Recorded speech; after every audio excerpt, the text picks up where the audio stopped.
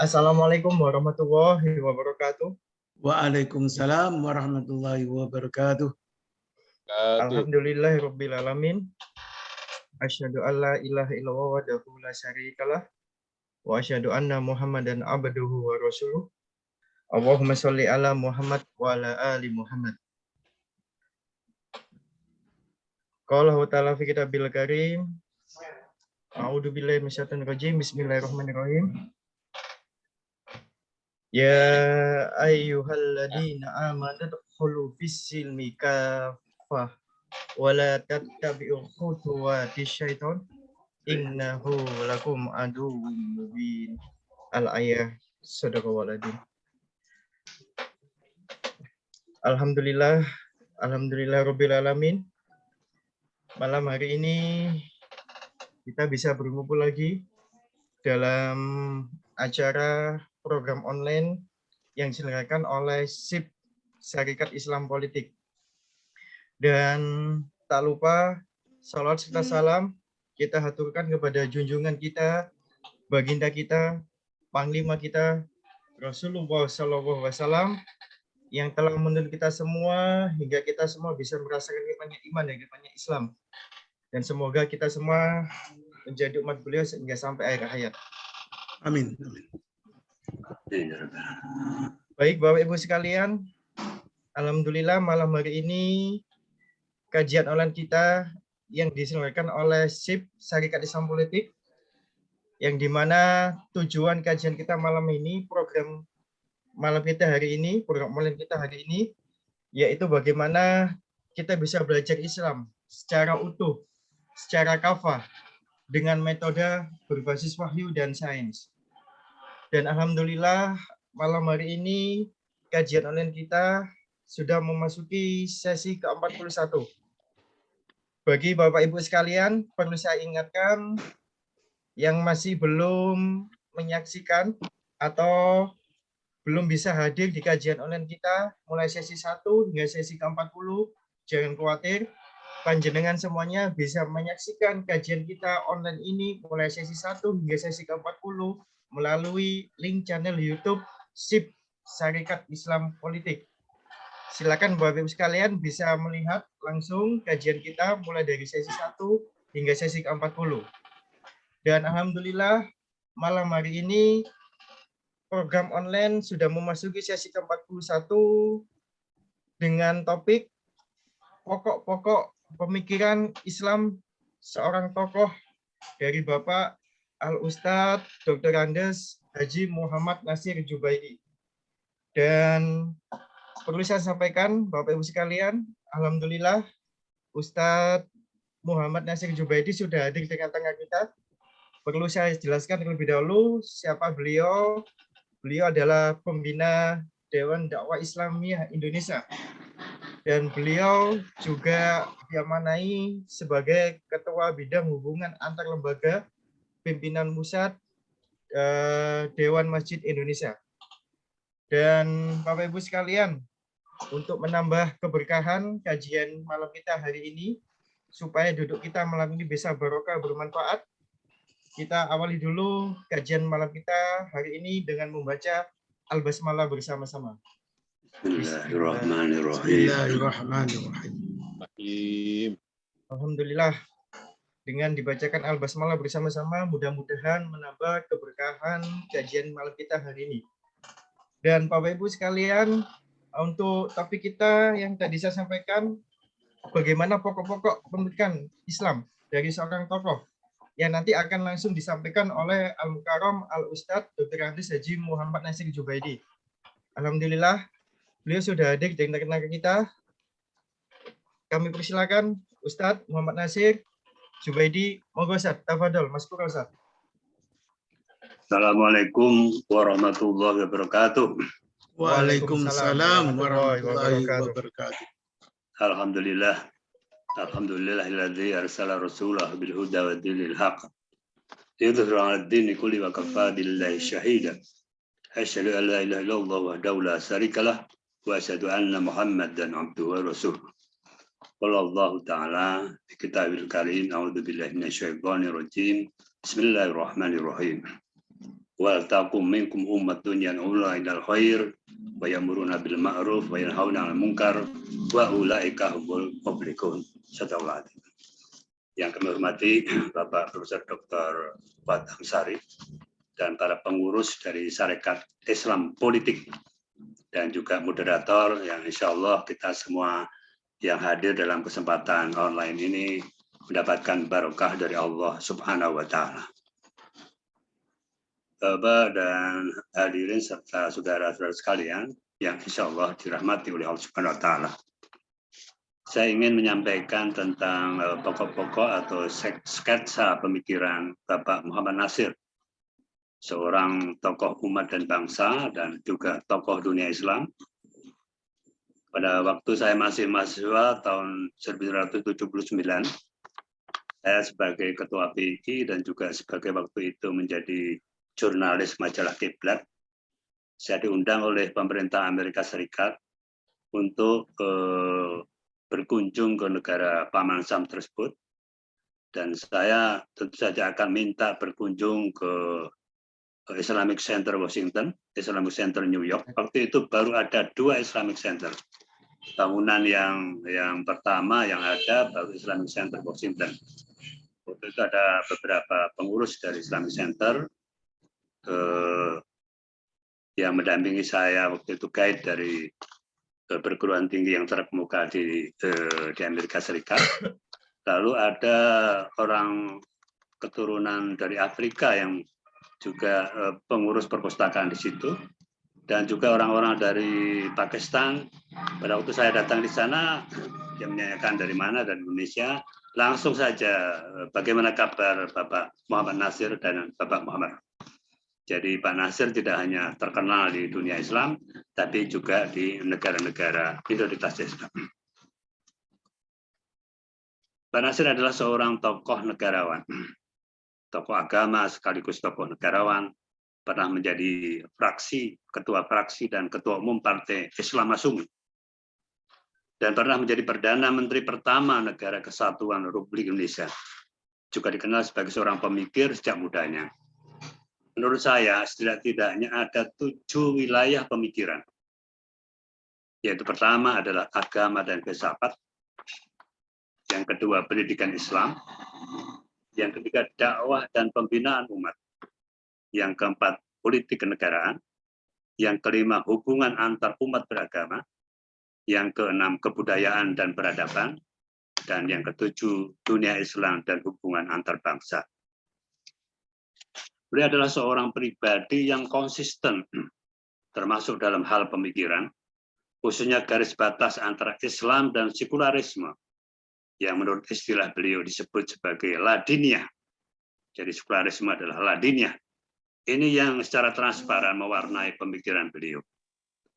Menurut Muhammad Nasir, filsafat sekuler mengakui adanya 3 dasar berpikir, yaitu empirisme, madzhabul tajribah. Lalu yang kedua, rasionalisme, madzhabul akli, dan yang ketiga, institusionisme, intuisi, madzhabul ilhami. Namun yang jelas mereka tentu saja tidak mengakui wahyu atau revelation dan adanya hidayah dari Allah Subhanahu wa Ta'ala. Ini saya pikir penting sekali bahwa ada filsafat-filsafat yang dimiliki oleh kaum sekularisme jelas tidak mengakui adanya wahyu. Bahkan ada dosen di Indonesia juga mengatakan bahwa Al-Quran itu hanya tulisan Muhammad saja. Itu adalah merupakan pemikiran-pemikiran yang mempengaruhi daripada masyarakat Indonesia dan termasuk cendekiawan di Indonesia. Pemikiran dan karya besar Muhammad Nasir yang disumbangkan kepada umat dan bangsa serta kemanusiaan adalah pertama, pada saat beliau masih muda, umur 24 atau 25 tahun, beliau sudah melakukan tukar pikiran atau polemik yang sangat cerdas dan elegan dengan Bung Karno yang pada waktu itu berusia 31 tahun terhadap masalah-masalah keislaman, kebangsaan, dan antar bangsa. Melalui tulisan di majalah waktu itu adalah majalah Panji Islam, Pembela Islam, Pedoman Masyarakat, dan lain-lain. tradisi berpolemik secara cerdas dan elegan serta santun ini saya pikir sebaiknya dilakukan pada saat ini untuk menyelesaikan masalah-masalah umat dan bangsa kita. Sekarang ini apa istilahnya santun, justru sekarang ini saling mencerca, termasuk antara masyarakat kita umat Islam. Yang kedua, pada masa awal kemerdekaan, pada tanggal 3 April 1950, beliau menyampaikan pidato di depan parlemen dengan gagasannya yang terkenal dengan mosi integral dalam rangka pembentukan negara kesatuan Republik Indonesia yang dikenal dengan mosi integral.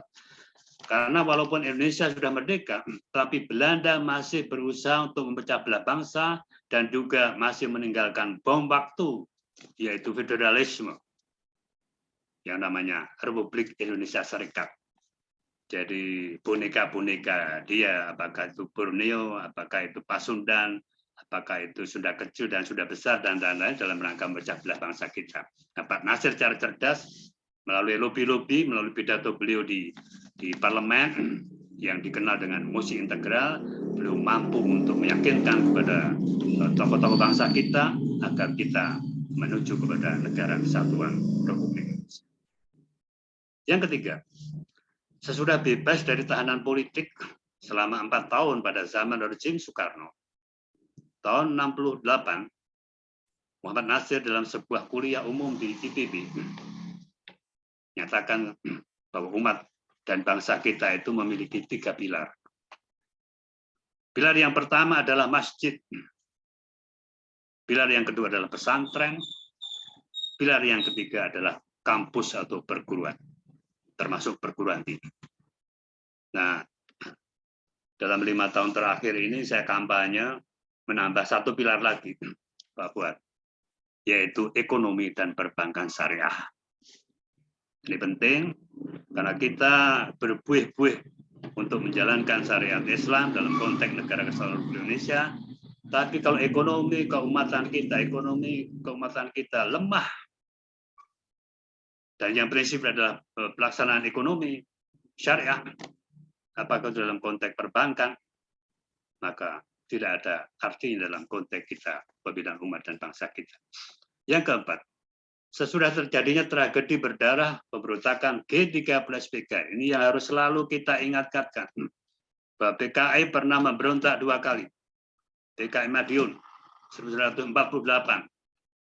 Waktu itu Bung Karno berpidato di RRI, pilih PKI Musuh atau pilih Bung Karno-Hatta. Maka masyarakat Indonesia memilih Soekarno-Hatta.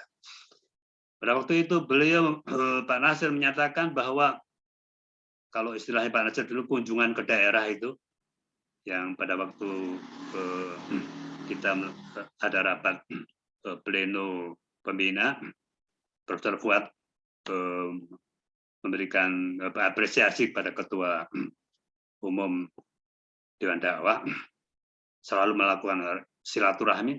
Istilahnya Pak Nasir waktu itu kunjungan daerah itu namanya tourne. Apakah itu bahasa Belanda, apakah itu bahasa Inggris. Guna memenuhi undangan baik dari berbagai organisasi, kemasjidan, dan perguruan tinggi untuk memberikan pencerahan kepada masyarakat akibat dari pengkhianatan G13PKI. Jadi waktu itu namanya operasi mental. Karena mental kita hancur, dirusak oleh PKI. Yang tadinya Islam yang baik menjadi ada berkeping-keping, ada aliran sesat dan lain-lain, ditumbuhkan kembali. Diadu antara Islam dan tradisi. Ya. Sekarang ini nampaknya sudah mulai lagi diangkat-angkat itu. Kita harus jangan terjebak oleh situasi yang saya pikir selalu berputar-putar situasi.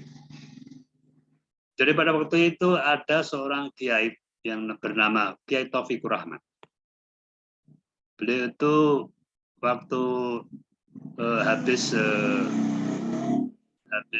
Masyumi dibubarkan atau membubarkan diri, beliau tetap nongkrong di kantor Masyumi di Keramat Raya 45. Beliau membuat semacam musola atau masjid di ruangan gedung yang besar di Keramat Raya 45, akhirnya menjadi Masjid Al-Furqon. Saya pernah di Masjid Al-Furqon itu waktu menjadi karyawan atau sejak dari sekretaris redaksi termasuk menjadi pemimpin redaksi di situ, di masjid hanya kecil gitu. Sering Pak Nasir numpang atau Pak Rum numpang sholat di situ karena nyambung antara kantor pimpinan redaksi kita ini dengan Masjid Al-Furqon. Jadi pada tanggal 26 Februari 67 Pak Nasir mendirikan Dewan Dakwah Islamiyah dari silaturahmi masjid-masjid DKI waktu itu, mengumpulkan tokoh-tokoh masjid. Beliau aktif mendirikan pelatihan dan kursus khotib dan dai. Lalu kumpulan ceramah-ceramah beliau disunting oleh seorang tokoh dari Surabaya, Ustadz Saleh Umar Bayasud, seorang tokoh Masyumi juga dari Jawa Timur, menjadi kitab yang namanya Fiqh Dakwah, dicetak yang pertama kali tahun 68. Kebetulan tahun 68 itu saya menjadi ketua pelajar Islam Indonesia cabang Surakarta. Waktu itu kami numpang kantornya di Yayasan YAKPI, Yayasan Kesejahteraan Pemuda Islam di Kartopuran Surakarta. Jadi Fiqh Dakwah itu dicetak pertama kali tahun 68 oleh YAKPI.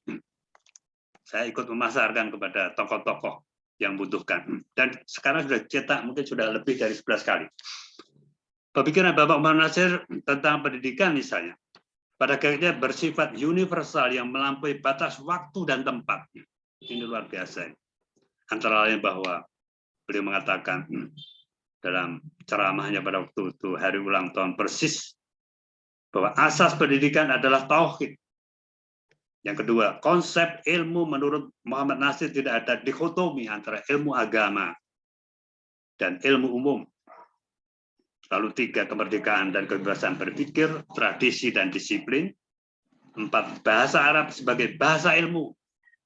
Lalu yang kelima, masjid, pesantren, dan kampus sebagai pusat pembinaan umat dan bangsa. Ada seorang dulu menjadi dosen di Universitas di Jambi atau di Riau. Sekarang ini saya tanya kepada atase agama di Malaysia, tempat ditarik oleh Raja Brunei Darussalam untuk mengajar di Brunei. Namanya Dr. Gamal Abdul Nasir. Dia kuliah di Universitas Kebangsaan Malaysia. Jadi tahun 2003 beliau menulis buku yang bertajuk Muhammad Nasir Pendidik Umat. Muhammad Nasir Pendidik Umat ini dalam bahasa Malaysia telah mempersandingkan pemikiran Imam Al-Ghazali yang terangkum dalam beliau mengatakan bahwa ada 2 ilmu, yaitu ilmu fardhu ain, ilmu yang wajib dituntut oleh setiap muslim, dalam konteks ini adalah ilmu agama menurut Imam Al-Ghazali, dan ilmu fardhu kifayah yang tidak harus dituntut oleh semua muslim, tapi orang-orang tertentu, ilmu kedokteran, ilmu kimia, ilmu pengobatan, ilmu hukum, aljabar, dan lain-lain. Lalu juga mempersandingkan Ibn Khaldun yang punya pemikiran ada ilmu dalil nakli dan ilmu dalil akli. Sedangkan Muhammad Nasir membagi ilmu agama dan ilmu umum. Maka konsep ilmu menurut Muhammad Nasir sebagai berikut. Ilmu al-diniyah meliputi Al-Quran, As-Sunnah, fikih, usul fikih, tarikh, dan bahasa Arab. Lalu ilmu al-ammah meliputi teori seperti ilmu falsafah, ilmu politik, ilmu sosial, hukum, dan sejarah. Lalu B, ilmu yang bersifat amali, meliputi kedokteran, pengobatan, sains, teknologi, dan lain-lain. Bapak dan saudara-saudara sekalian, lalu pada tahun 70-an sampai tahun 80-an, ini Pak Nasir masih produktif sekali melakukan kunjungan-kunjungan ke luar negeri. Dan pemikiran beliau waktu itu sudah usia 70, 60, 70, masih sehat.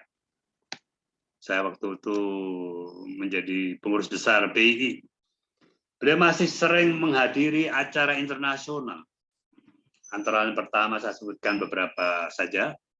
Pertama, seminar pesan Islam terhadap orang modern pada bulan Maret tahun 1976 di Karachi dan Islamabad. Jadi dua kota yang beliau kunjungi dalam seminar itu. Lalu yang kedua, World Islam Festival di London tahun 76 juga. Lalu yang ketiga, dunia Islam berhadapan dengan dunia modern. Pidato utama Wakil Presiden Muktamar Alam Islami. Maksudnya Pak Nasir sebagai Wakil Presiden Muktamar Alam Islami di Cyprus 24 sampai dengan 28 Maret 1980. Dan yang keempat, Konferensi Islam Internasional tanggal 21-24 Juni 1981 di Tokyo, Jepang.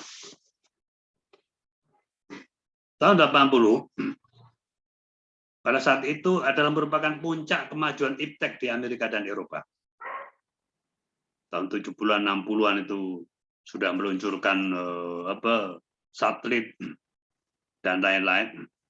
Tahun 80-an itu ada seorang peneliti dari Amerika di LPDKS pernah cerita kepada kita. Kita tahun 80-an itu suka Kentucky Fried Chicken 60, 80, 90 ya. Menurut peneliti Amerika itu mengatakan ini makanan sampah di Amerika. Karena ini yang bikin kolesterol. Jadi banyak orang-orang pada kena stroke di Amerika karena makan Kentucky Fried Chicken itu, hamburger dan lain-lain.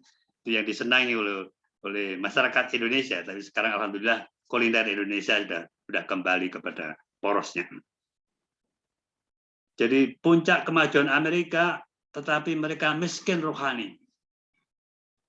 Sementara dunia Islam yang kaya sumber daya alam, tetapi SDM-nya lemah di bidang iptek dan sains. Namun kelebihannya memiliki kelebihan di bidang rohani. Jadi tahun 80 Pak Nasir sering memberikan contoh seorang lulusan Oxford ketika wisuda menyobek-nyobek ke ijazahnya di depan umum. Beliau mengatakan, selama ini hanya diisi otak saya, tapi jiwa saya, rohani saya tidak ada isinya. Jadi protes dari kalangan cendekiawan pada waktu itu.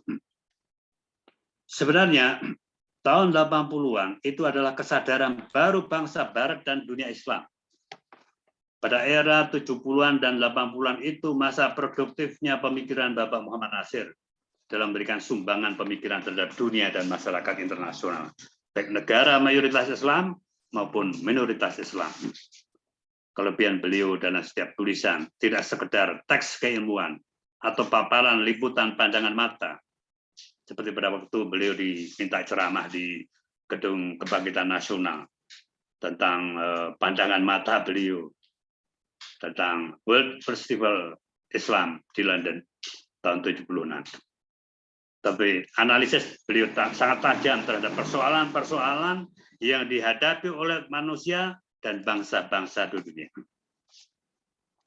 Lihat saja cara cermat ketika beliau diminta untuk memberikan ceramah di Gedung Kebangkitan Nasional tahun 76. Yang waktu itu alhamdulillah saya hadir. Yang bertajuk World Islam Festival dalam Perspektif Sejarah. Saya kemarin minta kepada Dewan Dakwah supaya pesan Islam terhadap dunia, lalu Festival Islam di London itu dicetak kembali agar ada kesadaran baru anak-anak muda kita nanti. Pada forum yang dihadiri oleh pengunjung yang membludak, jadi mungkin baru itu pengunjung saya lihat membludak. Waktu Bung Hatta yang saya hadir juga waktu Bung Hatta ceramah tentang lahirnya Pancasila tidak serame itu, tapi betul-betul membludak. Banyak orang yang duduk seperti bersila saja, walaupun nggak ada karpet di situ di panggung itu, tapi banyak yang berdiri juga. Beliau tidak saja memberikan pandangan mata tentang acara World of Islamic Festival yang diadakan di London, yang merupakan dialog pemikiran dan peradaban antara Islam dan Barat. Tapi Muhammad Nasir juga menganalisis cerdas bahwa kelebihan bangsa Eropa di bidang sains Dan bangsa Eropa di bidang sains dan teknologi itu tidak dimanfaatkan untuk kepentingan kesejahteraan umat manusia. Ini penting saya pikir. Jadi sekarang ini perang agresi Rusia terhadap Ukraina sebenarnya dengan Amerika itu sebenarnya hanya berebut sumber daya alam, sumber energi. Apakah itu di Timur Tengah? Apakah itu di perbatasan juga di Eropa Timur? Bukan untuk membela Islam. Dan saya lihat pesiwar Putin luar biasa itu. Chechnya mengirimkan pasukan yang sebelum berangkat menyerbu Ukraina, mereka sholat dulu itu. Itu pesiwar yang luar biasa dan banyak orang-orang Indonesia terpengaruh juga. Padahal itu bukan perang agama. Tapi kita ini mudah terpengaruh. Tidak memperhatikan untuk kepentingan kesejahteraan umat manusia, tapi justru untuk menguras sumber daya alam. Bangsa yang terbelakang, terutama negara-negara Timur Tengah, Afrika, juga Asia. Dan mereka menguasai iptek, tetapi kosong jiwa kerohanian. Ini yang terakhir. Di lain pihak, dunia Islam, Afrika, Timur Tengah, dan Asia yang memiliki kekayaan sumber daya alam ini, tetapi manusia tidak menguasai sains dan teknologi.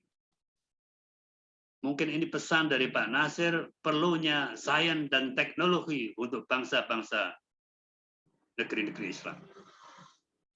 Lalu pada waktu ceramah itu menyatakan bahwa di Afrika itu, dia mengutip perkataan Charles de Gaulle, Presiden Prancis, pahlawan Perang Dunia Kedua Prancis, yang mengatakan bahwa di telapak kaki orang-orang Afrika yang hitam itu tersimpan emas, boksit, dan lain-lain.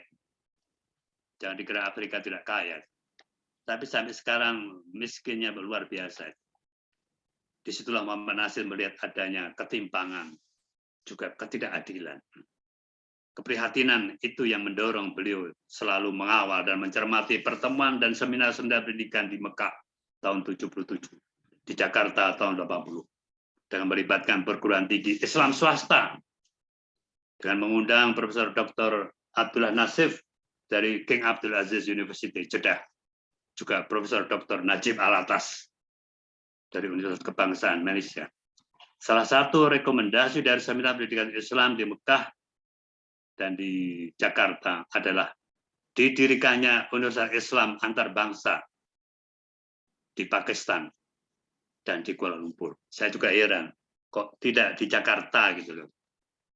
Tapi ternyata saya pikir itu dana dari Timur Tengah atau dana dari Saudi Arabia. Ternyata saya tanya waktu saya berkunjung ke Universitas antar bangsa, saya bertanya pada rektornya, itu biaya dari pemerintah Malaysia, bukan biaya dari Saudi atau dari OKI. Kepedulian kepada kemajuan dan peningkatan kualitas perguruan tinggi mendorong Bapak Muhammad Nasir menggagas dibentuknya kerjasama perguruan tinggi Islam swasta BKSPTIS. Tujuannya dibentuknya BKSPTIS agar umat Islam bisa mandiri di bidang ekonomi, sains, dan teknologi. Wallahu a'lam bishawab. Mudah-mudahan pengantar ini bisa memberikan kesempatan kepada umat dan bangsa serta negeri-negeri Muslim ke depan untuk bisa mandiri, baik di bidang ekonomi, sains, dan teknologi. Tentu saja akan mendorong juga kemandirian di bidang politik. Terima kasih. Wassalamualaikum warahmatullahi wabarakatuh. Waalaikumsalam warahmatullahi wabarakatuh. Alhamdulillah, terima kasih Ustadz Nasir Jubaidi, ya, yang ini sama-sama namanya Nasir ya. Terima kasih Ustadz, yang perlu saya ringkas bagaimana tadi dari Ustadz Nasir Jubaidi mengatakan bahwa dari tokoh besar ya, Muhammad Nasir, bahwa beliau memang seorang tokoh yang mempunyai reputasi nasional maupun internasional.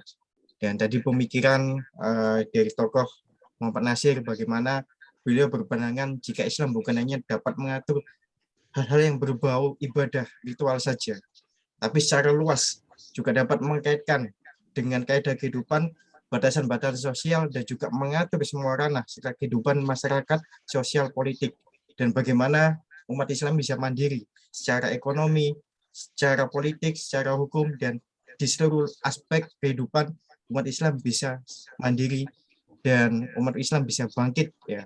Nah, baik Bapak Ibu sekalian, itu tadi pembuka dari Ustadz Nasir Jubaidi tentang pokok pemikiran Islam dari seorang tokoh Muhammad Nasir. Silakan Bapak Ibu sekalian, kita malam hari ini bisa sharing, bisa saling tanya ya. Jadi di kajian online kita malam ini bukan hanya satu center ya, tapi kita bisa saling sharing, saling bertanya, saling diskusi. Nah, yang tadi sudah sampun disampaikan oleh Ustadz Nasir Jubaidi, monggo bisa ditanggapi. Silakan Bapak Ibu sekalian, untuk sesi ini kita buka sesi diskusi dan tanya jawab. Silakan. Ini ada Pak Nur Syamsi Hadis, Pak Ustadz Profesor Sugimin, ya, ada Pak Cipto Hadi Sawar Juwono, ya, ada Yahya Amar, dan ada Ayah, ada Bapak Andi Hasan. Silakan. Sesi ini kita bisa diskusi yang tadi sudah disampaikan oleh Ustadz Nasir Jubaidi tentang pemikiran dari seorang tokoh Muhammad Nasir. Monggo. Oh, boleh, nih Pak. Silakan Pak Nur Syamsi Hadis, monggo. Pak Nur Syamsi. Waalaikumsalam warahmatullahi wabarakatuh. Assalamualaikum warahmatullahi wabarakatuh. Kesempatan yang baik ini, saya mencermati apa yang telah disampaikan. Suaranya nggak begitu jelas, Pak. Suara. Tes.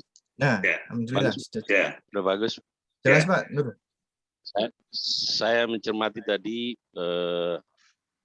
apa yang telah disampaikan oleh Ustadz Nasir Jubaidi tentang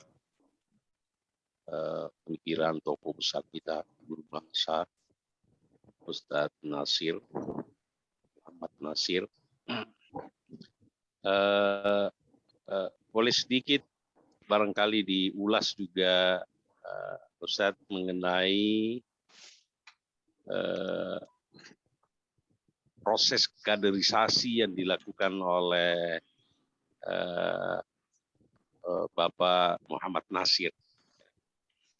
Sebab kalau kita lihat misalnya kiprah beliau di pergerakan politik itu kan luar biasa. Tapi pertanyaannya kemudian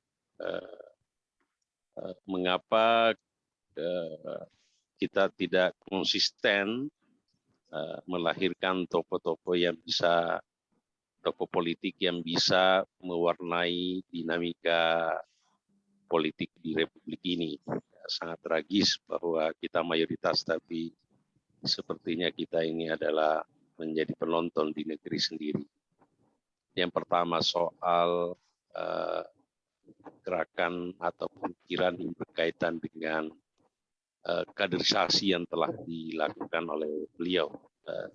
Dari 7 horizon pemikiran yang telah disampaikan tadi yang berkaitan dengan beliau, ini kelihatannya tidak sempat disinggung. Mohon tambahan wawasan buat kami. Kemudian yang kedua, tentang, saya kira ini adalah jasa besar dari guru bangsa Muhammad Nasir tentang bangsa ini dengan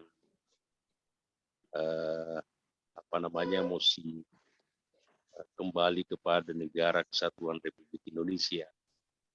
Mungkin kalau beliau tidak melakukan langkah ini, mungkin Indonesia tidak ada sebagai negara kesatuan Republik Indonesia seperti sekarang ini. Tetapi sepertinya ada dinamika yang memang sengaja menutupi realitas sejarah ini. Nah, bagaimana generasi kita ini mencoba untuk melakukan proses pendidikan kepada anak bangsa sehingga betul-betul memahami kiprah dari tokoh besar bangsa ini, sehingga tidak tenggelam dari pengaburan sejarah. Itu sedikit. Kemudian yang ketiga, bagaimana strategi kita ini, Pak? Ya, mengambil spirit perjuangan Pak Nasir di bidang politik untuk membangun kembali dominasi umat Islam terhadap semua kebijakan di Republik ini. Terima kasih. Assalamualaikum warahmatullahi wabarakatuh. Waalaikumsalam. Langsung aja Pak Moderator ya. Siap, monggo Ustaz. Supaya nanti nggak lupa. Ya, ada 3 poin Ustaz. Jadi pertama tentang kaderisasi. Memang pada waktu itu Pak Nasir belum memberikan kayak kalau kita HMIPI ada training center atau leadership training. Tapi beliau sangat memperhatikan dan cermat seperti mencari bibit-bibit sepak bola gitu loh. Saya lihat beliau. Beliau tahun 70-an itu sering mengundang dosen-dosen muda. Mungkin termasuk Profesor Fuad Amsari yang dari Erlangga ya, Pak Fuad ya. Erlangga atau Brawijaya. Ya. Erlangga Pak. Erlangga ada, lalu ada Dr. Amir Rais, Mas Amin dari Gajah Mada. Ada AM Saifuddin dari IPB. Ada Imaduddin Abdurrahim dari ITB dan kawan-kawan yang mendampingi beliau. Ada dari UI juga banyak itu. Ini ternyata mereka memberikan warna adanya masjid kampus. Jadi cita-cita masjid, lalu pesantren, dan kampus itu luar biasa. Orang tidak mengira bahwa itu punya dampak yang dahsyat. Islamisasi birokrasi itu dari anak-anak muda tahun 70-an. Kan baru berbuah ketika ada ISMI ya Pak Fuad ya. Tahun 90 ada ISMI. Itu kalangan Balantarto agak gemetaran itu saya lihat pada waktu itu. Saya menulis tajuk tentang ISMI itu sebagai generasi baru yang ISMI Pak, ya, ISMI, ikatan ya. Ya ISMI, Ikatan Ya, Jadikan Muslim Indonesia. ISMI itu lain lagi, ISMI lain lagi. Ya. Itu setakar. Jadi Pak Habibie itu tinggal memetiknya aja itu. Tapi yang menanam, yang menyiangi, yang mencabut rumput-rumput alang-alang di samping benih-benih itu Bapak Muhammad Nasir. Pak Habibie tinggal, itu kaderisasi. Dan sekarang kita lihat bahwa walaupun Pak Nasir pada waktu itu pernah dihadang ke luar negeri karena ada petisi, waktu itu saya sudah berpikir ketika Pak Harto jatuh itu iya gitu loh. Pak Nasir melihat, tapi Allah mentakdirkan tidak. Tapi kita tahu bahwa generasi yang dipimpin Pak Nasir juga yang mengawal reformasi. Itu yang pertama. Lalu yang kedua kaitannya dengan NKRI ya. Negara Kesatuan Republik Indonesia. Saya menulis buku kecil itu, walaupun itu kumpulan tulisan-tulisan. Refleksi pemikiran Islam Muhammad Nasir, arsitek NKRI. Seharusnya tanggal 3 April itu harus kita jadikan Bapak NKRI atau Hari Bapak NKRI atau minimal arsitek NKRI. Jalan Muhammad Nasir aja belum ada. Kita berkali-kali usulkan kalau bisa jalan Keramat Raya yang ke sana itu menjadi jalan Muhammad Nasir. Perlu atau tidak? kalau nama jalan. Tapi sebaiknya lebih baik kita membangun perguruan tinggi Muhammad Nasir yang lebih dahsyat. Jadi Negara Kesatuan Republik Indonesia adalah cita-cita kita. Walaupun memang tarik-menarik antara otonomi daerah, sebenarnya PRRI itu kan aspirasi daerah. Ternyata cita-cita atau yang menyulut PRRI dan Permesta itu adalah pertama pada waktu itu Bung Hatta dan Bung Karno itu dipecah oleh PKI.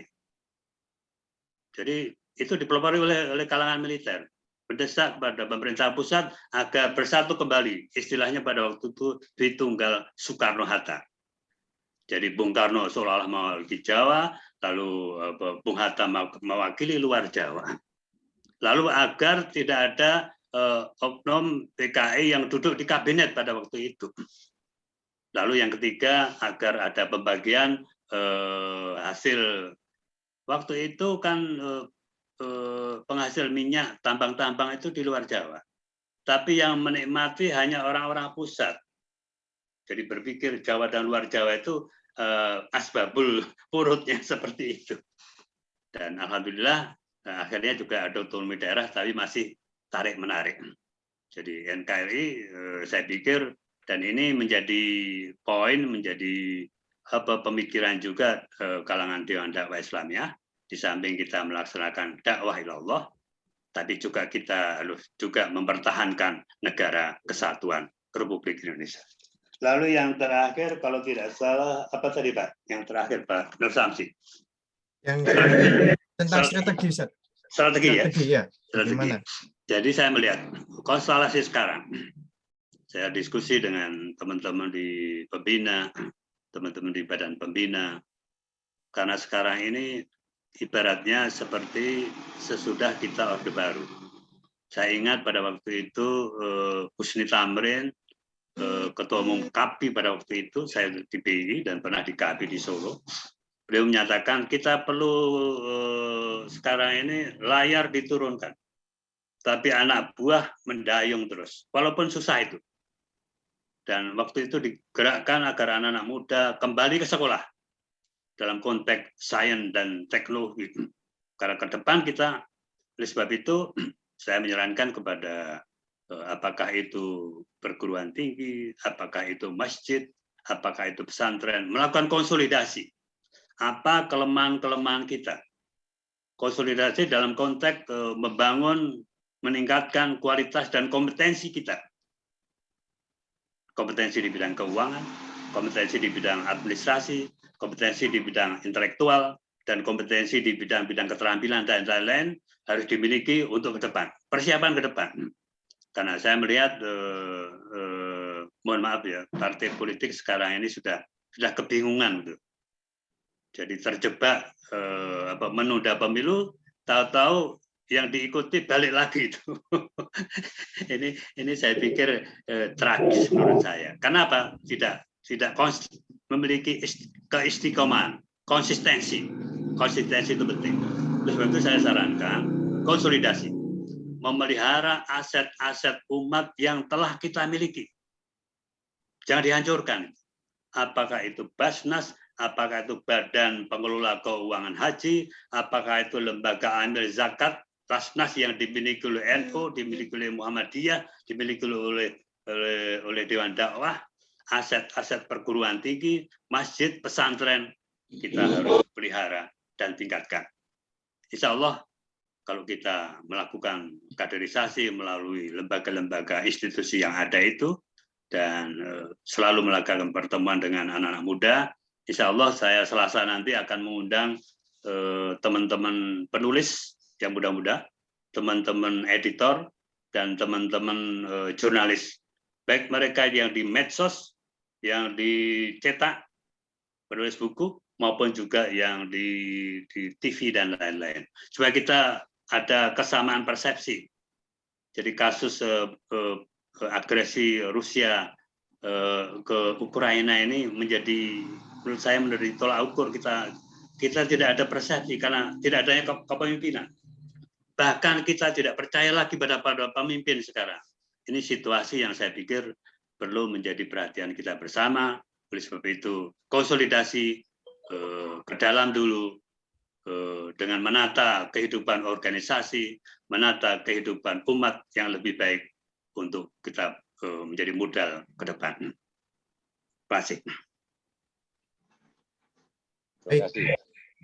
Terima kasih Ustadz Nasir Zubaidi.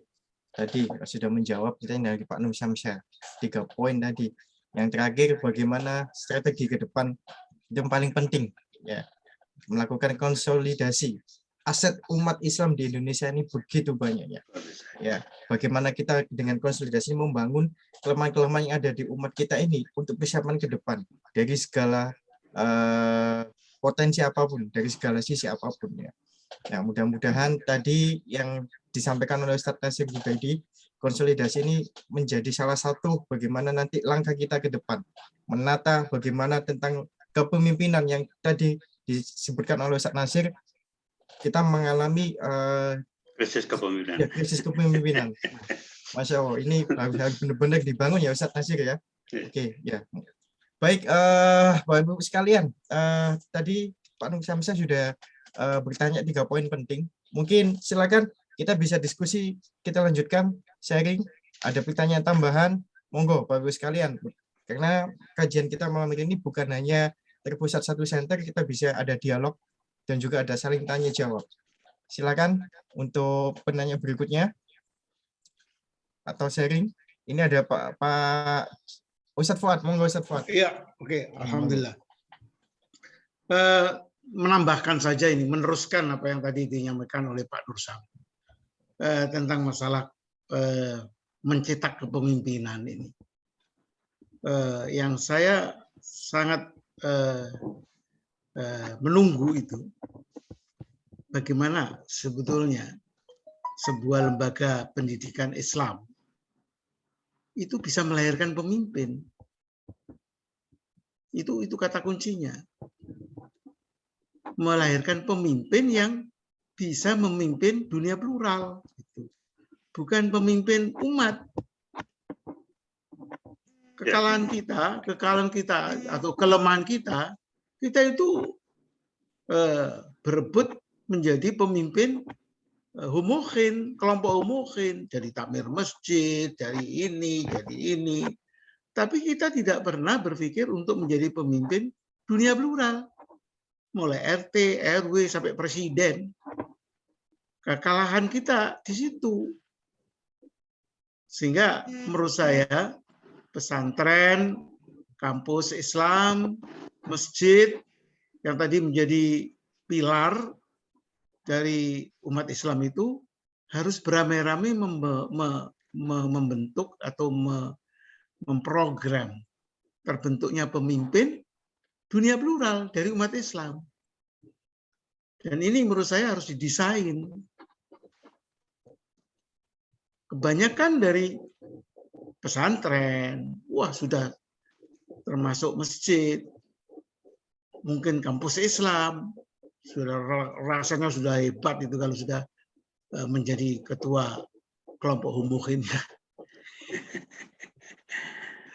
Saya kira itu pertanyaannya, jadi mungkin ada konsep dan menarik ini, betul. Menarik, Profesor Fuad. Jadi saya kebetulan tinggal di komplek perumahan. Saya waktu itu sebagai wartawan, saya tentu saja juga berhak untuk menempati komplek perumahan. Tapi ternyata banyak yang tinggal di komplek perumahan saya itu dari bank, waktu itu Bank Bumidaya. Mereka punya dana, tapi saya sempat juga. Tapi juga dari Pertamina. Waktu ada panitia pembangunan masjid, saya terpilih. Jadi suara saya yang terbanyak karena orang Bumidaya bersaing, saya akhirnya terpilih menjadi ketua panitia. Nah, wakil saya sekarang menjadi ketua panitia itu menjadi hakim konstitusi, Dr. Wahiduddin Adam. Jadi dia tokoh NU, PMI waktu itu, saya tokoh BI, tokoh orang Dewan Dakwah lah. Dewan Dakwah dekat dengan Muhammadiyah, Pak Fuad ya. Jadi tetangga saya itu dari Medan. Ada orang Hindu, ada orang Kristen, ada orang Katolik. Pada waktu kita jadi panitia bangunan masjid, itu dibikin panitia masjid saingan. Ketuanya orang Minang, tapi digarap oleh mereka, seorang insinyur, digarap oleh mereka. Lalu saya diundang ke rumahnya. Jadi kita bikin gabungan aja Pak.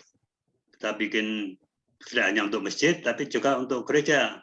Kalau Jumat untuk sholat Jumat, kalau jadi saya bertiga waktu itu. Saya kebetulan bawa pengacara, teman yang dia ahli hukum, lalu saya bertiga dengan sekretaris umum pada waktu itu orang Bank Bumidaya. Saya katakan bahwa kalau mendirikan masjid, menurut saya harus Muslim semua. Jadi mohon maaf, saya tidak melanjutkan pertemuan di sini. Saya akan minta pamit. Itu ada 25 orang mereka. Jadi akhirnya kita berpikir bahwa ternyata kita bangun masjid setelah jadi tahun 85 kita peletakan batu pertama, 87 berhasil kita. Walaupun kita diprotes waktu difitnah ekstrim dari Tanjung Priok kan, jadi dipanggil oleh Kodim, lalu ditanya, jadi seolah-olah kita ini disidik seperti orang PKI gitu, ditanya keturunan dari bapak, keturunan dari ibu, siapa. Kebetulan paman saya seorang kolonel di Jawa Barat, di Bandung, di Seskogap, yang menyidik saya itu pangkatnya mayor. Saya katakan paman saya adik dari ibu kolonel di Seskogap, baru dia. Nah, nanti yang nggak setuju pembangunan masjid saya tangkap, kata dia. Karena mereka hanya 11 orang yang tidak setuju. Nah, saya punya tanda tangan anak-anak pengajian ibu-ibu, kebetulan istri saya kan ustadzah juga di komplek ustadzah kecil-kecilan, ngumpulin tanda tangan ibu-ibu itu. Jadi masyarakat plural harus dihadapi dengan bijaksana. Walaupun pada saat itu mereka keras, tapi akhirnya mereka melihat siapa kita. Lalu setelah masjid jadi, ternyata masjid itu bahwa tidak bisa menjangkau RT RW, bahkan menjangkau keluarga, apalagi menjangkau keluarga. Lalu di RT tempat saya kita dirikan masjid taklim remaja RT lah. Adakan pengajian dari rumah ke rumah yang intensif. Akhirnya waktu itu ada pengaruh narkoba yang luar biasa. Yang selamat itu RT tempat kita, anak-anak remaja. Berhasil semua, sarjana semua, anak-anak kita, anak-anak RT kita. Lalu yang kedua, setelah ada kebijaksanaan itu, kita melihat bahwa untuk yang akan datang, ketua RT, sekretaris RT, bendahara RT, dan RW harus dari jamaah masjid setelah kita kuat. Ternyata betul. Jadi masjid bisa menginstruksikan RT dan menginstruksikan RW dan RT. Sampai sekarang alhamdulillah kalau ada pemilihan RT RW kita sebenarnya di daerah Tangerang itu yang menang Prabowo pada waktu itu karena pengaruh kita. Tapi ya setelah sampai di provinsi kok hilang suara kita. Jadi strategi kita dalam konteks menghadapi plural society kita harus ada wawasan, yaitu tadi. Jadi kalau istilahnya Imam Al-Ghazali, kita paham tentang ilmu fardu ain, tapi kita juga paham tentang ilmu fardu kifayah. Jadi ilmu keduniawian harus kita kuasai, ilmu keakhiratan harus kita kuasai. Masa seorang dai tidak tahu peta dakwah, ya kan? Jadi dai sekarang itu juga harus belajar psikologi massa, ilmu psikologi juga, sosiologi dan antropologi. Jangan dakwah di Jakarta, orang Jakarta, dakwahnya selalu di Jakarta, setelah itu dakwah di Kalimantan Barat sangat berbeda. Mau dakwah di Jawa Tengah aja sangat berbeda. Karena mohon maaf di Jawa Tengah itu, termasuk saya itu, wayang itu, saya tahu betul ayah saya itu seorang kiai, tapi dia ahli pewayangan juga. Karena apa? Karena yang dipidatoi seorang perdana, seorang camat yang dia latar belakangnya kebatinan, tapi akhirnya mau ikut sholat bersama-sama dengan kita. Jadi pendekatan dakwah ilallah itu juga harus tetap berpegang teguh pada firman Allah, ud'u ila sabili rabbika bil hikmah wal mau'izatil hasanah wajadilhum billati ahsan. Jadi bil hikmah itu saya pikir penting. Dan tadi pada waktu Muqaddimah saya sebutkan surat Ali Imran ayat 104, wal takum minkum ummatun yad'una ilal khair wa ya'muruna bil ma'ruf wa yanhauna 'anil munkar wa ulaika humul muflihun. Jadi dakwah amar ma'ruf nahi munkar itu harus menjadi dua sisi mata uang, jangan dipisah-pisahkan. Nah, tipe mohon maaf mau balik sekarang kan ada yang tipe nahi mungkar saja, ada yang tipe ma'ruf. Ini harus kita komprehensifkan. Kafah yang dimaksudkan di sini menurut hemat saya adalah komprehensif total.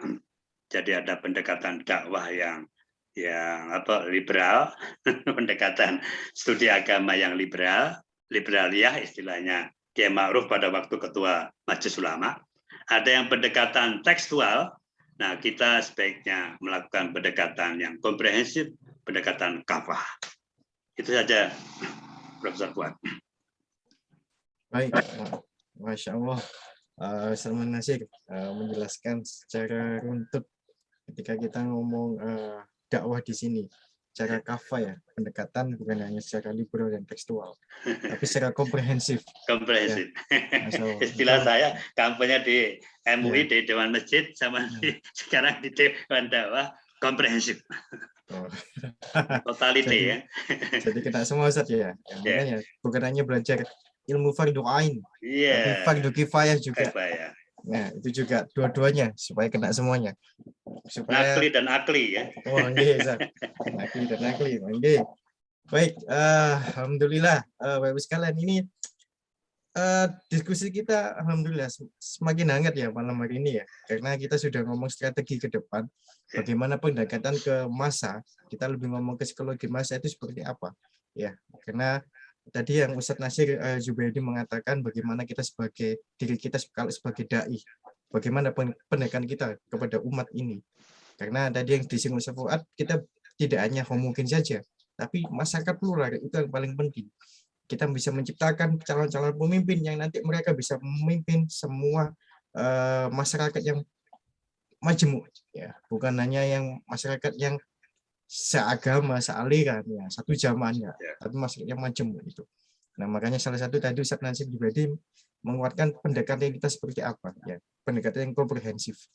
Nah, Bapak Ibu sekalian, ini masih ada waktu 3 menit, silakan ada yang mau menambahkan atau kita diskusi lagi terakhir. Bapak Ibu sekalian, ada pertanyaan? Masya Allah, Prof. Sugimin dari tadi, Masya Allah ya, terus kelihatan serius banget. Moga Prof, kalau ada mau ditanyakan Prof. Sugimin. Suaranya Ustaz, Prof, suaranya di audionya dinyalakan dulu Prof. Iya. Masih di off kan audionya Prof. Sugimin. Nah, masih off Prof. Audionya, suaranya Prof.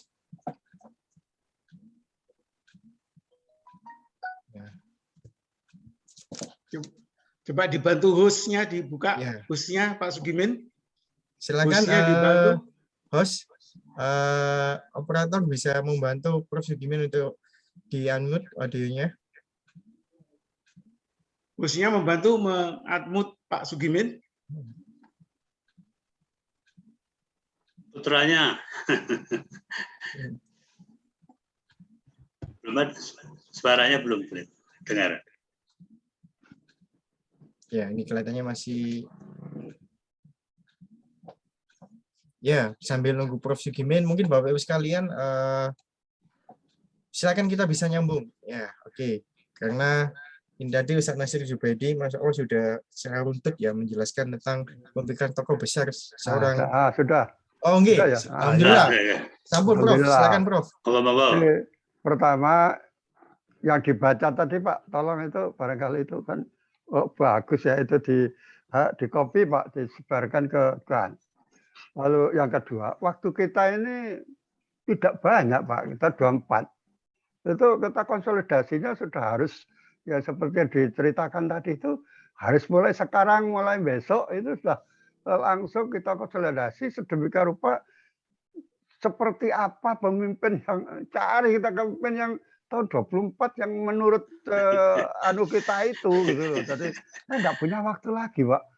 Kalau mau dari macam-macam itu udah sekarang itu bagaimana kita bisa mencari orang yang betul-betul nanti kalau jadi presiden betul-betul kita ini bisa membawakan Indonesia ini betul-betul sebagai satu kesatuan yang mampu kuat dan siratal mustaqim, gitulah istilahnya gitu ya. Jadi itu gimana Pak, itu nanti Pak Kiai dah itu yang punya wawasan yang diceritakan tadi bagus itu ya. Jadi apa yang diceritakan di Konsultasi Muhammad Nasir tadi itu bagus. Bahkan kita dulu Pak Batam Sari, Pak Amin Rais, Pak itu sudah dalam hal Salman itu sudah itu, tapi kok lalu hilang gitu ya. Nggak tahu bagaimana konsolidasinya hilang. Jadi saya itu harus kita bangun kembali lah. Bagaimana kita ini menyatu, bagaimana mikir sudah. Yang akan datang itu siapa pemimpin yang kita jagokan itu supaya Indonesia itu mulai 24 itu terhindar dari ini. Oh, kita sudah Malaysia loh Pak. Malaysia itu hebat itu punya pemimpin yang kalau salah ya kita gebuk jerat gitu. Nah sekarang gimana kita punya pemimpin yang memang tegas, kita bisa membela negaranya dari ancaman-ancaman dari luar itu. Itulah kira-kira Pak ini yang punya hubungan yang bagus. Kira-kira itu Pak pesan saya, dua itulah.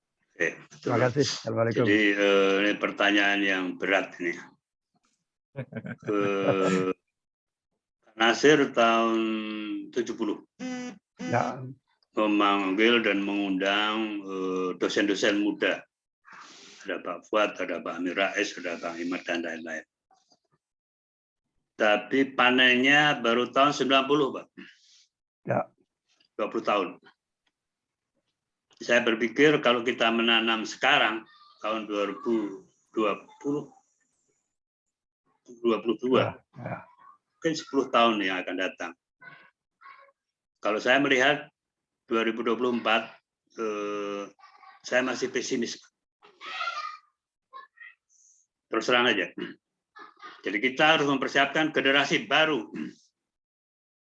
Dan ini sudah, insya Allah kita sudah mulai juga.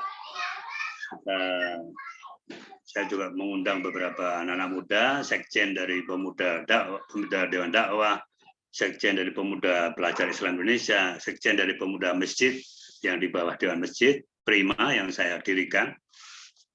Karena PKPRMI itu sudah orientasinya sudah politik, mohon maaf ini, sudah kesana kemari. Maka kita harus fokus sekarang ini membina kemasjidan, membina sains dan teknologi, dan membina organisasi. Mungkin sampai saya dengan teman-teman, mungkin kita tidak melihat seperti Pak Nasir tidak melihat Pak Harto jatuh. Mungkin kita seperti itu. Saya sudah 74 tahun, tapi kita harus tetap optimis karena Islam tidak boleh pesimis. Kita harus optimis karena wal akhiratu khairu laka minal ula wal akhiratu khairu wa abqa. Cita-cita kita tidak hanya di dunia, tapi cita-cita di kampung akhirat kan. Jadi cita-cita jauh lebih jauh daripada orang-orang yang sekarang ada. Jadi kita harus punya ada perencanaan, Pak. Perencanaan mengundang mereka face to face. Kelemahan kita ini sudah agak feodalisme gitu, Pak. Kita maunya kita diundang, kita maunya dijemput, tapi tidak pernah turne, tidak mau silaturahmi mendatangi mereka. Nah, mungkin karena saya sudah tua ya sekarang modelnya webinar Zoom. Webinar Zoom terus. Saya sering video call dengan beberapa teman, lima orang kita diskusi. Lalu kita undang anak-anak muda, insya Allah pekan depan itu kita undang teman-teman muda kita untuk persiapkan bagaimana menyamakan persepsi kaitannya dengan keislaman, keindonesiaan, kebangsaan dan keinternasionalan dan ke dunia Islaman. Sekarang lumpuh, Pak. Dunia Islam lumpuh sekarang. Organisasi koordinasi Islam lumpuh. Saya di Dewan Masjid sedang membina masyarakat Masjid ASEAN.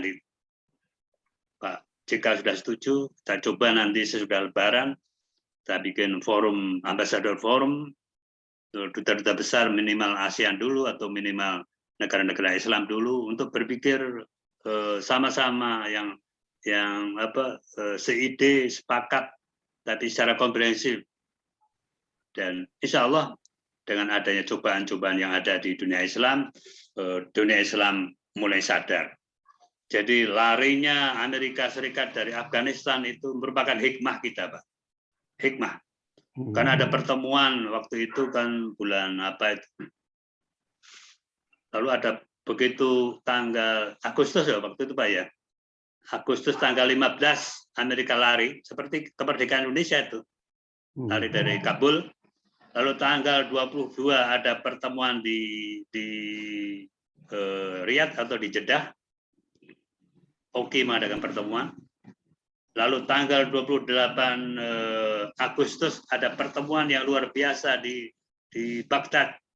Itu bisa dihadiri oleh Saudi Arabia, dihadiri oleh Mesir, dihadiri oleh Suriah, dihadiri oleh Uni Emirat Arab, dihadiri oleh Iran, luar biasa, dihadiri oleh Presiden Prancis yang agak netral gitu loh di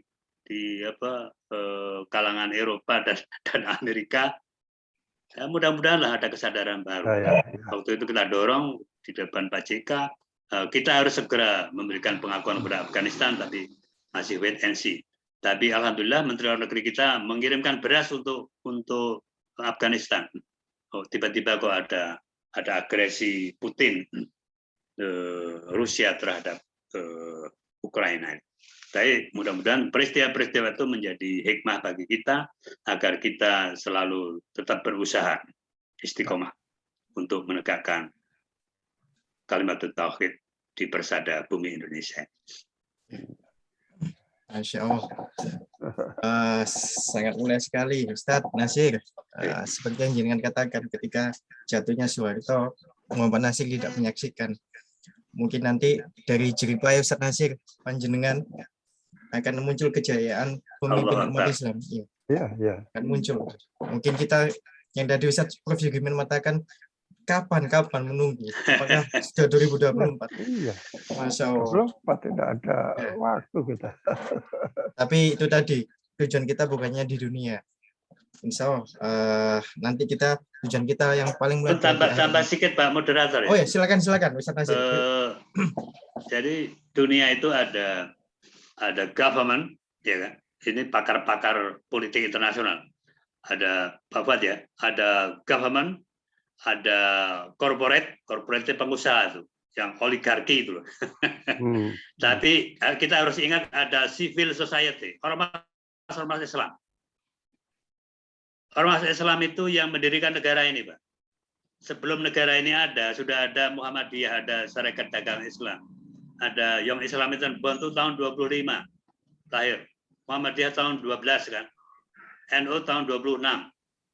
Lalu Sumpah Pemuda itu tahun 28 kan. Iya kan?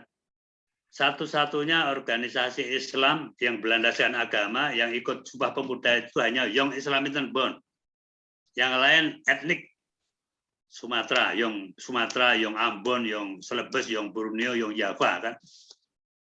Nah, insya Allah ini ke depan ya, kita bisa selalu diingatkan tadi oleh Pak Fuad bahwa plural society itu.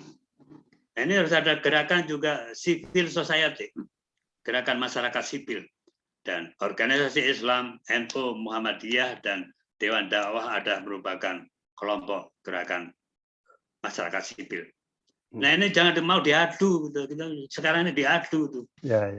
Sama seperti pasukan Chechnya sebelum menyerbu Ukraina sholat dulu itu kan.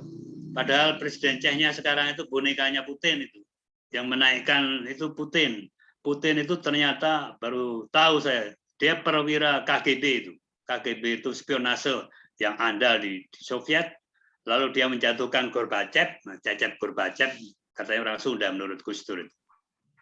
Lalu bekerja sama dengan Boris Yeltsin untuk menjatuhkan itu Presiden Gorbachev.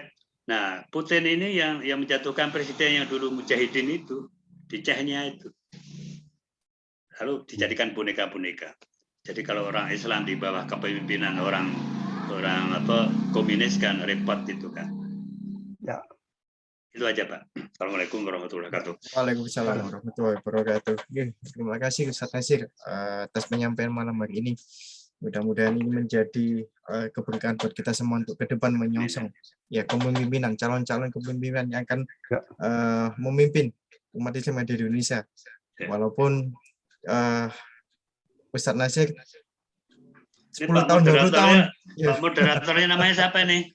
Saya Farid, Ustadz. Farid. Oh, ya. Walaupun nanti 10 tahun, 20 tahun ke depan Ustaz Yang Nasir kasih nomor HP-nya nanti kita kirim naskah-naskah sama Siap. Pak Ya, Siap, Ustaz Bapak kita Nasir. ini. Ya. ya, ya, ya. Siap, Kita Ustaz. kirim Siap. buku-buku. Oke. Siap Ustaz Nasir. Dari Matur Bapak nuwun, buat matur juga. nuwun. Sama. Matur nuwun Ustaz Nasir. Bisa 10 tahun, 20 tahun ke depan walaupun Ustaz Nasir Amin. tidak menjumpai. Mas Farid yang tampil. Ya, ya. Ustaz. Masya Allah. Ya Pak Buat ya. Iya. Ya, harus. Ya. Oh, insya Allah. Ini memang salah satu jagoan saya ini, Pak. Alhamdulillah. Iya. Kita harus siapkan kader gitu ya. Iya. Ya. Ya, ya, ya. Masih mantan baru lagi nih, Pak. Alhamdulillah. Mudah-mudahan Ya. barokah. Amin. Ya, Barakallah. Ustaz. Ya. Ya. Baik Ustaz Nasir, kita tutup dulu ya kajian Ya. kita kemarin, baru nanti kita bisa ngobrol santai. Oke. Baik Bapak Ibu sekalian, alhamdulillah tak terasa kita sudah lebih jam 9, sudah jam 21.11 ya. Ini kajian kita Masya Allah ini ya sangat terasa hangat karena Ya, menarik banyak sekali. diskusi ya yang malam hari ini yang untuk ke depan strategi ke depan seperti apa. Baik Bapak Ibu sekalian, untuk menambah keberkahan kajian kita malam hari ini kita tutup bersama-sama kajian kita dibacaan Alhamdulillah dan doa kafaratul majelis. Alhamdulillahirabbil alamin. Amin. Subhanakallahumma wa bihamdika. Asyhadu an la ilaha illa anta Astaghfiruka wa atubu ilaik. Baik, saya pamit. Mohon maaf kalau ada salah kata. Ihdinas siratal mustaqim. Wa bihi walidayah wa ridha wal inayah. Assalamualaikum warahmatullahi wabarakatuh. Waalaikumsalam. Waalaikumsalam.